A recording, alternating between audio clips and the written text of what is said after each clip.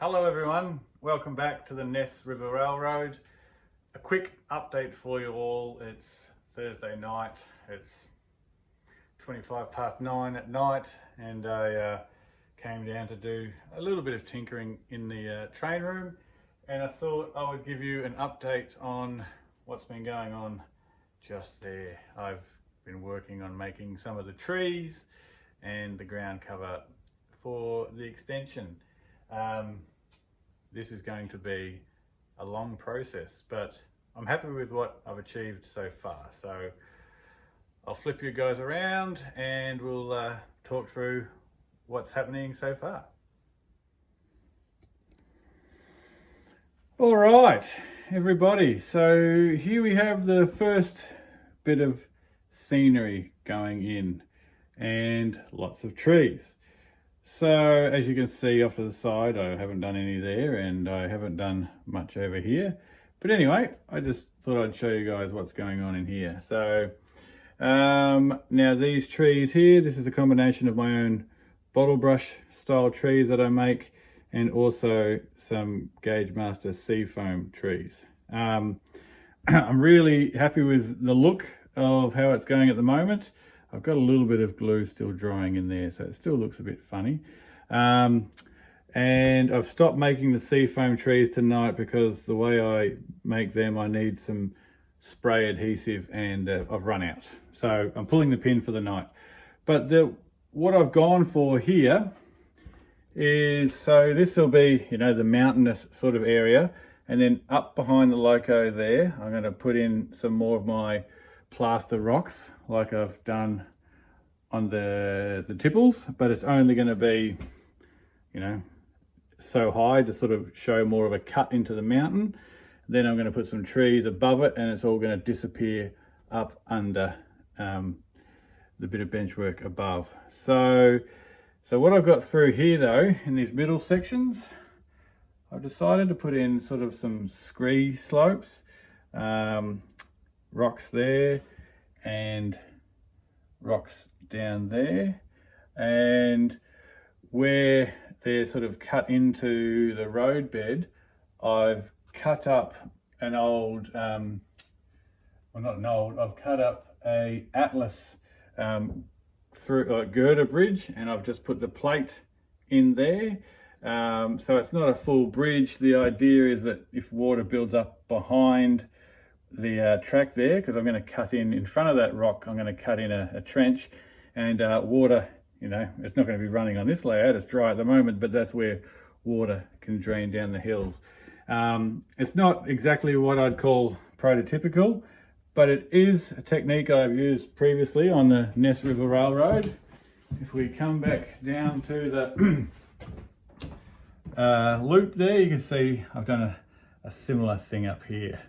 So it might not be prototypical to the real world, but it is to the engineers on the Ness River Railroad. Oh, and so it was a Atlas Code 80 girder bridge, and I've just chopped the side off and stuck it to the side of the spline, and that looks pretty good. The gravel that I've used is actually bluestone and some what we call crusher dust, salvaged from my driveway and some works we've been doing around the house, with a little bit of talus, Woodland Scenics talus and stuff thrown in. And then I've got ground cover, which is sort of sitting on top of it like it is leaf mulch. So yeah, I'm really happy with how this is going so far, but when you consider that's only that much, and then I've got, a bit to do there, behind there, because along there is going to be all trees behind where you see that train sitting, where all that stuff is. And then all of this to do, then all of bits up there to do, and all around this loop here. I've got a lot of work ahead of me in the next couple of months, but it's going to be good. So what I might do is I might turn on the sound, and I might run my train there behind, and I'll just give you an idea of what I sort of wanted was a few spots where you can look through the trees and see the train, and I reckon that's what we're going to get there, which will be pretty cool. So I'll stop the video here. I'll get the sound going on my locos, and we'll just bring it up, do a little mock run and see how it goes.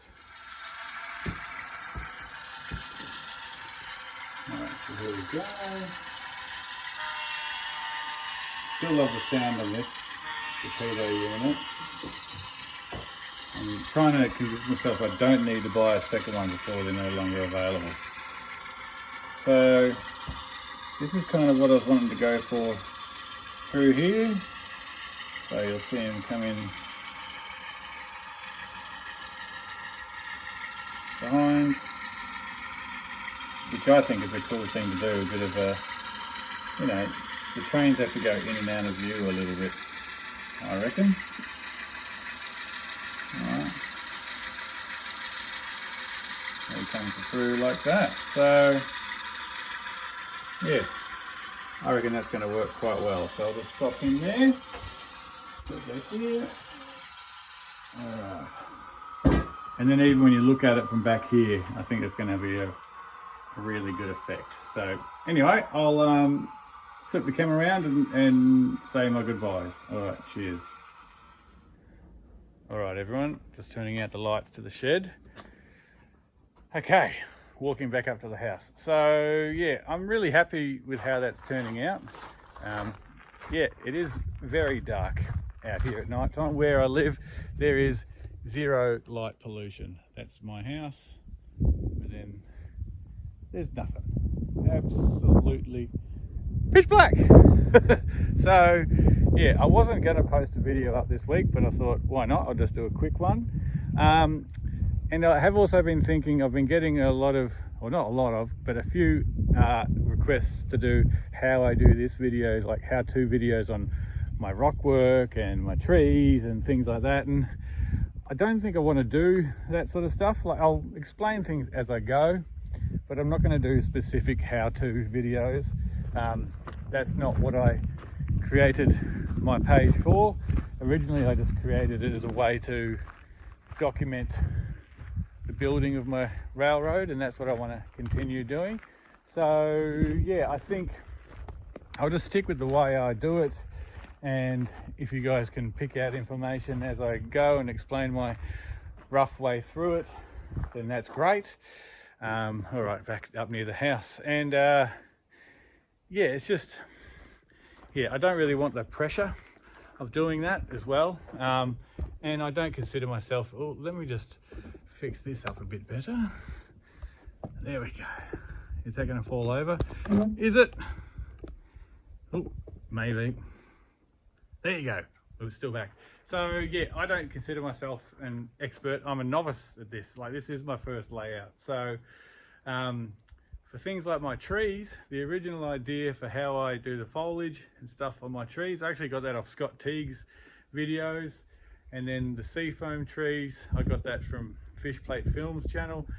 The stuff I'm getting is already out there on other people's videos, so I'm not going to mimic that and then make out like I'm doing anything special, if that makes sense. So yeah, anyway, I hope you understand all of that, and I hope you've enjoyed seeing what I've done in the last couple of days. Like I said, I'm really happy with how it's turning out.